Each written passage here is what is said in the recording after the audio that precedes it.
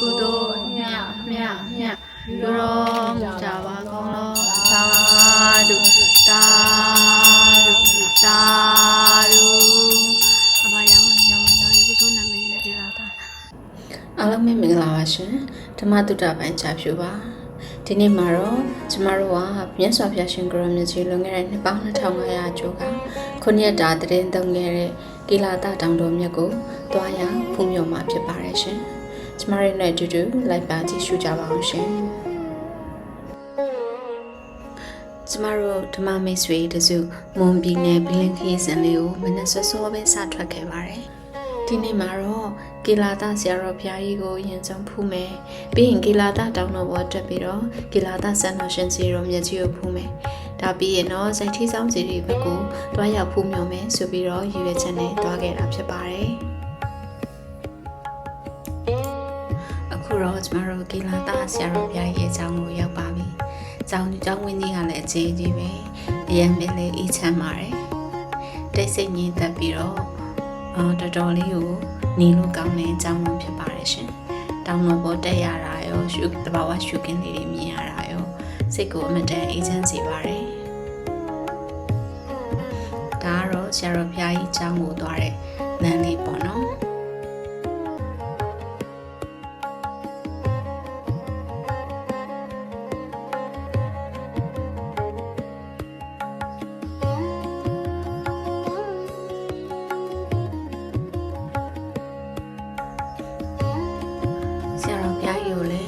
ဝတ္ထုအစုံလူရန်ခွင့်ရခဲ့ပါတယ်။တင်ငန်းထီးရဖနက်ခပန်းကျူနေကထိုင်ခြေအိတ်ခြုံဆောင်ဝအစားကောင်းစေတတိစတုမထုစရာတွေပါစုံစုံနဲ့လူရန်ခွင့်ရခဲ့ပါတယ်။အခုမြင်တွေ့ရတာတော့ဆရာတော်ဘုရားကြီးတရင်သုံးနဲ့ဒီဘက်ဆွန်ဆုံးအကြောင်းဆောင်ပါဆရာတော်ဘုရားကြီးတရင်သုံးနဲ့အကြောင်းဆောင်ပါဆရာတော်ဘုရားကြီးကိုကျမတို့မောင်နှမတွေတည်တည်ချာချာလုပ်ရန်ခွင့်ရခဲ့ပါတယ်။ဒါတော့ကျမတို့တန်ခဲ့ချင်းနဲ့အတီးချောင်းဆွေးနွေးနေတာပေါ့နော်။အဲ့ဒါလေးပြီးတော့ကျမတို့ကိလာတတောင်တော်ကိုဆက်ပြီးတော့သွားခဲ့ပါတယ်။ကိလာတတောင်တော်တက်တဲ့လမ်းလေးကတကယ်တဘာဝအရသာတွေပြည့်ပြည့်စုံစုံနဲ့လေလမ်းလေးကလည်းကိုယ်ကောက်ကလေးတွေနဲ့စူးစူးညံ့ညံ့မုတ်စီးတဲ့နေပါတွေလည်းမရှိပဲနဲ့တော်တော်ငြိမ်ငြိမ်ချမ်းချမ်းလေးရှိပါတယ်။တောင်ပေါ်ရောက်တယ်ဆိုလို့ရှိရင်လည်းမြင်ရတဲ့ရှုခင်းတွေကဓမ္မကြည့်လို့လှတယ်ပေါ့နော်။ကွင်းမြင်ကြီးကိုတောင်တော်ပေါ်ကနေလှမ်းမြင်ရတဲ့ရှုခင်းတွေကရင်ထဲမှာအေးချမ်းစေပါတယ်ရှင်။တောင်တော်ပေါ်ကိုရောက်ချင်းအမတန်မှစိတ်ကိုကြည်နူးစေတာကတော့အေယာမညောင်မင်းကြီးပေါ့နော်။အေယာမညောင်မင်းကြီးလို့ဘာလို့ပြောလဲဆိုတော့ဒီညောင်မင်းကြီးလောက်ကြီးတဲ့ညောင်မင်းကိုကျမတသက်တာမှာတခါမှမမြင်ဘူးလို့ပါပဲညောင်မင်းကြီးမြင်လိုက်တာနဲ့ဟဲအေးချမ်းလိုက်တာကြီးကြီးပဲဆိုပြီးတော့လူတိုင်းအာမေရိတန်ထွက်လိမ့်မယ်လို့ယူဆပါတယ်ဒီလိုမျိုးအဖိုးတန်နဲ့နှစ်ပေါင်းရာချီတဲ့ညောင်မင်းကြီးတွေကိုတွားပြီးတော့လေလာပြီးတော့ကြည့်ရှုသင်ပါတယ်ဒီကိလာတတောင်တော်မြတ်ဟာပေပေါင်း1180မြင်ပါတယ်။ဘုရားရှင်ရဲ့စက်တော်မြတ်ဌာပနာထားတဲ့သမိုင်းဝင်ကိလာတဇီတော်မြတ်ကြီးဟာမွန်ပြည်နယ်ဘီလဲမြို့နယ်တောင်စွန်းကျွော်မှာတည်ရှိပါတယ်။တောင်စွန်းဆိုတာကြိုက်ထီးဦးတောင်အနောက်ဘက်မှာတည်ရှိတဲ့တောင်ဖြစ်ပါတယ်။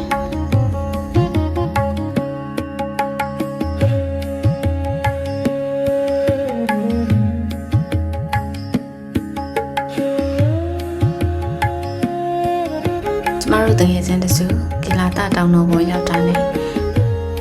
ဘုရားအဆောင်ရှောင်းနဲ့ကောင်းတဲ့မြတ်တွေနဲ့ဒီညောင်မြင်ဆောင်ရုပ်ကစုံနဲ့မြင်ကြီးကိုအရင်ဆုံးမြတ်တာဖို့ဖြစ်ပါတယ်တကယ်သူတော်ကောင်းနေမွေးလျော်တဲ့နေရာဆိုတာမျိုးခံစားမိပါတယ်ကြည်ပါအောင်ရှင်ကြီးမားခြင်းပြန့်တဲ့ညောင်မင်းကြီးဒီညောင်မင်းကြီးရဲ့အရှိမလည်းညောင်မင်းသေးလေးတစ်ခုရှိတယ်ပြီးတော့ဒီကိလာတတောင်တော်ပေါ်မှာလူရင်နဲ့မြောက်ကလေးတွေလည်းအများကြီးရှိပါတယ်ဒီညောင်မင်းကြီးကိုမိခိုးပြီးတော့သူတို့ဒီနားတစ်ဝိုက်မှာနေကြရဲပေါ့နော် လူတွေကလည်းသူတို့ဒုက္ခမပေးတော့သူတို့ကလည်းအေးဆေးဆေးလေးဒီနာမှာဆက်စားနေထိုင်ပါတယ်အမတန်မှအေးချမ်းလေးရတာကိုခံစားရပါတယ်ဒီအကြောင်းတွေတွေးနေရင်နဲ့ဒီကီလာတတောင်တော်မြတ်ကြီးရဲ့သမိုင်းကြောင်းကိုပြန်ပြောင်းစဉ်းစားမိပါတယ်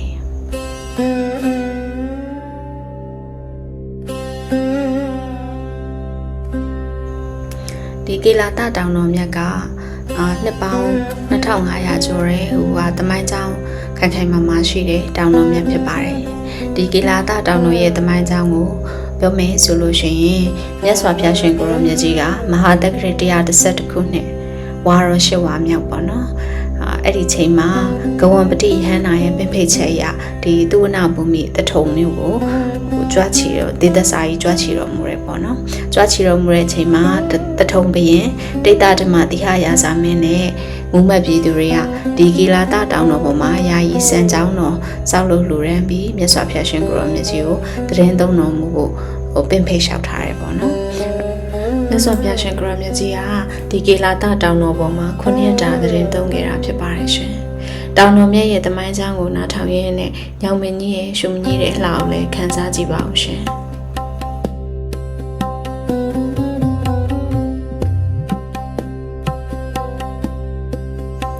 ဆက်လက်ပြီးတော့ကျမတို့ကီလာတဇီရောမြတ်ကြီးကိုဖူးမြော်ကြရအောင်ပါဇီရောမြတ်ကြီးကိုတက်တဲ့ဇောင်းနှမ်းမာရင်ကိုထင်ရှားတာတွေထူးထူးခြားခြားတွေ့မြင်ရပါတယ်ဇောင်းနှမ်းတလျှောက်မှာထုတ်လုပ်ထားတဲ့ဘလူးရုပ်ထုတငယ်တော်ရုပ်ထုနဂါးရုပ်ထုတွေနဲ့ချင်းသေးရုပ်ထုတွေကျမတို့ရန်ကုန်ဘက်မှာမမြင်ရတဲ့ထူးခြားတဲ့လက်ရာတွေမြင်တွေ့ရတာပေါ့နော်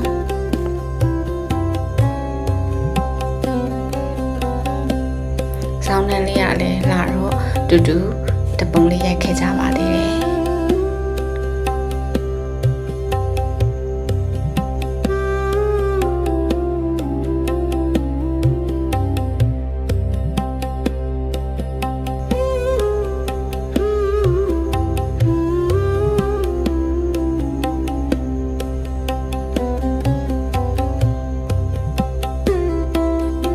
ဒီတောင်တော်မှာထူးခြားတာကတော့အပင်ကြီးတွေပေါက်နေပုံပေါ့နော်အပင်တွေပေါက်နေပုံကတော်တော်လေးထူးခြားပါတယ်ပင်ကြီးကလည်းအရန်ရှိကြပြီးတော့ပေါ့နော်တက်တန်းရှိကြလာတဲ့ပင်ကြီးဖြစ်ပါတယ်ကီလာတတောင်တော်ပေါ်ရောက်လို့ကီလာတဇီရောမြတ်ကြီးကိုဖူးလိုက်ရတယ်ဆိုရင်ပဲအရန်ကိုပီတိဖြစ်ရပါတယ်အံ့ဩရပါတယ်တက်ပေကြီးညို့ဝဲကောင်းလာပါတယ်မြတ်စွာဘုရားရှင်ကိုရောမြတ်ကြီးရဲ့စံတော်ကိုဌာပနာထားတဲ့ဇီရောမြတ်ကြီးလို့လည်းမှတ်သားခဲ့ရပါတယ်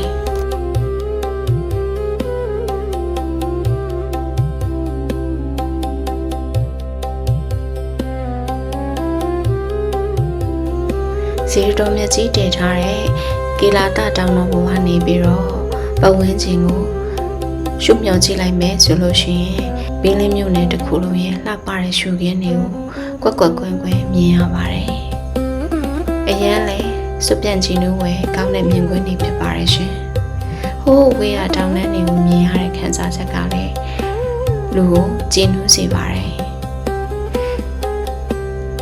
တဘာဝရှုခင်းတွေကိုကြည့်ရင်နဲ့သတိထားမိတာကမြတ်စွာဘုရားရှင်ကိုရောမြတ်ကြီးရဲ့ဇက်တော်စေပွဲကိုဒီကီလာတတောင်တော်ဘုရားအရန်စီတွေပြီးမှထွင်းထူထားတာတွေ့နိုင်ပါတယ်။ဒါပြင်ဒီမနုဿိဟရုပ်ထုကြီးကလည်းအမတန်မှဆွဲဆောင်မှုရှိပြီးလက်ရသေးတတ်တာလည်းသတိထားမိပါတယ်။ဘုရားရှင်ရဲ့စံတော်မြတ်ဒီဌာပနာထားရာဒီကီလာတဇီရောမြတ်ကြီးကိုစောင့်ရှောက်နေတဲ့ဟန်လည်းပို့ပါတယ်။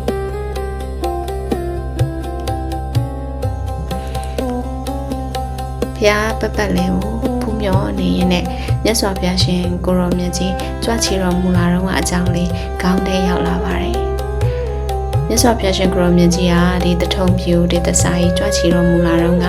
ဒီကီလာတတောင်တော်ပေါ်မှာ9ရက်တရင်သုံးတော်မူတယ်။တရင်သုံးတဲ့အချိန်မှာဇိုက်ထီဟုစီရောမြတ်ကြီးကိုတဲတဲ့တိတ်တရတိကြီးဟာအစာဖြူလို့ဒီကီလာတရတိကြီးနဲ့တခြားရဟန်းရှင်လူပြည်သူတွေကို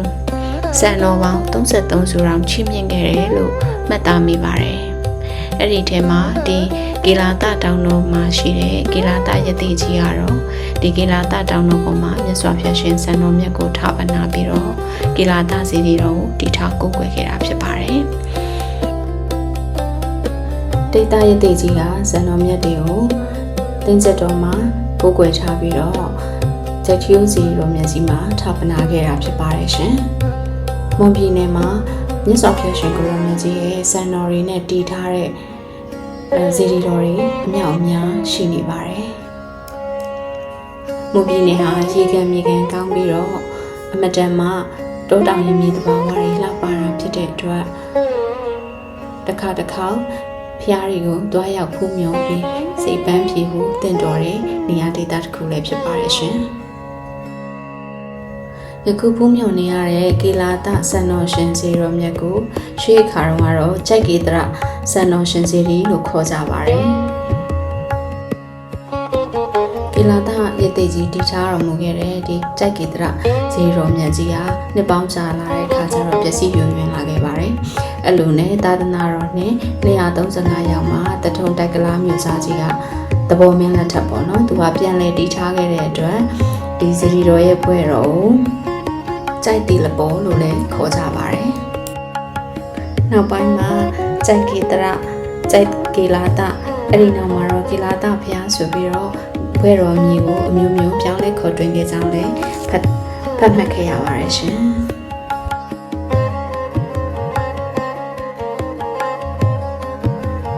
ဒီကေလာတဇေရောမြတ်ကြီးဟာနှစ်ပေါင်းများစွာမှာ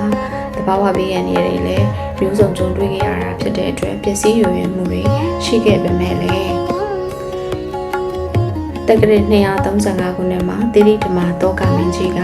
အသက်တပံပြန်လည်ပြီးတော့တည်ထားခဲ့ပါတယ်။အဲဒီနောက်မှာတော့တက္ကရာ848လောက်မှာပြင်မာကြီးရှင်စောပူနဲ့ဓမ္မစေရီမင်းတို့ကလည်းပြုပြင်မှုမှန်ခဲ့တယ်လို့သိရပါတယ်။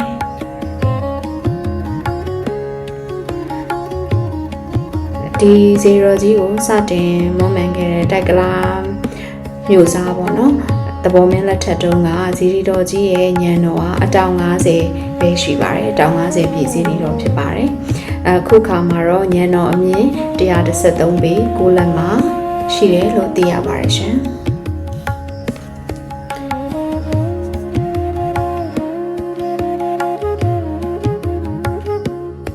ဒါကြောင့်မို့တမိုင်းကြောင့်လေးထင်ရှားပြီးတော့မြတ်စွာဘုရားရှင်ကိုရောမြတ်ကြီးရဲ့စံတော်ကိုထပ်ပနာပြီးတည်ထားတဲ့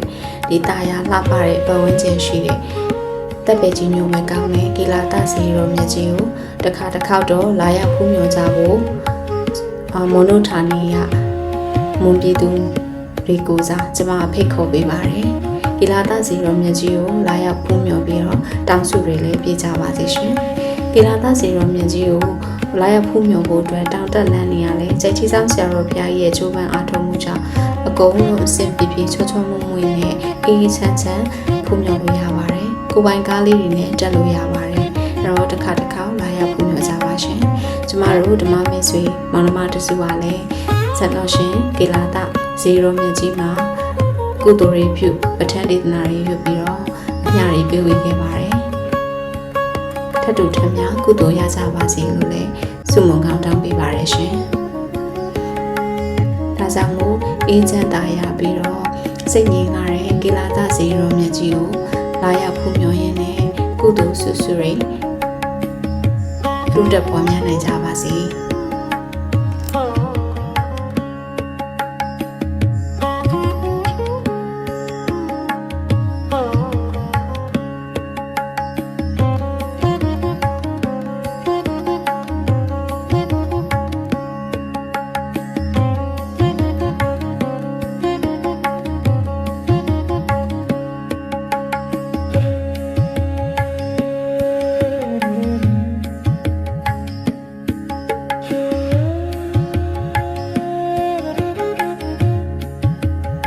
ဖျားဖို့ပြီးပြန်ဆင်းလာတဲ့ခါတော့ကျမတို့မေတော်ကြီးနန်းနန်းကိုဝင်ခဲ့ပါတယ်။မေတော်ကြီးနန်းနန်းမှာဆိုရင်ထူးခြားတဲ့ကဝန်းကြောင့်မေတော်ကြီးရုပ်ထုတွေနဲ့မေတော်ကြီးရုပ်ထုတွေများစွာတွေ့ရပါတယ်။အမတန်လည်းအသက်ဝင်ပြီးတော့ရုပ်ထုတွေထူထားတာလည်းအမတန်ပဲလှပပါတယ်။ဒေတာခံတွေများစွာယုံကြည်ကြတဲ့နန်းနန်းလို့လည်းသိရပါတယ်။ ဒီမှာဆေးကြောက်ပြင်လည်းရှိပါတယ်အဲ့တော့ကျမတို့တွေလည်းလူစရာရှိရတယ်လူတန်းပြီးတော့အမြတွေပေးဝေပြီးတော့ဒီတောင်းပေါ်မှာရှိတဲ့ဆောက်ရှောက်တွေအားလုံးတာတို့ခွန်နိုင်အောင်အမြကုသိုလ်တွေပေးဝေခဲ့ပါတယ်ရှင်ဒါကတော့ဒီနေ့ကျမတို့သွားခဲ့တဲ့မွန်ပြည်နယ်ဘီလင်းကကေလာတာစီရောမြတ်ကြီးရဲ့ဖျားခုခီစင်လေးဖြစ်ကိုမှတ်တမ်းတင်ပါတယ်ရှင်အဲ့တော့ကျမတို့လိုပဲပျော်ရွှင်စွာနဲ့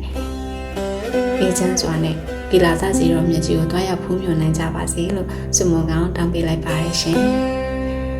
ဒီ blog လေးကိုကြည့်ရတာလဲတမှုထူးခြားပြီးတော့စိတ်ချမ်းမြေ့ရလိမ့်မယ်လို့ယုံကြည်ပါတယ်ရှင်နောက်မြောက်မှာလဲကျမသွားခဲ့တဲ့ဖျားခုခီးစဉ်လေးတွေကိုတနိုင်လောက် blog လေးတွေရိုက်ပြီးတင်ပေးပါဦးမယ်ရှင်အားလုံးပဲကိုယ်စိတ်နှပြကျန်းမာချမ်းသာကြပါစေရှင်ဓမ္မတုတာပိုင်းချဖြူပါရှင်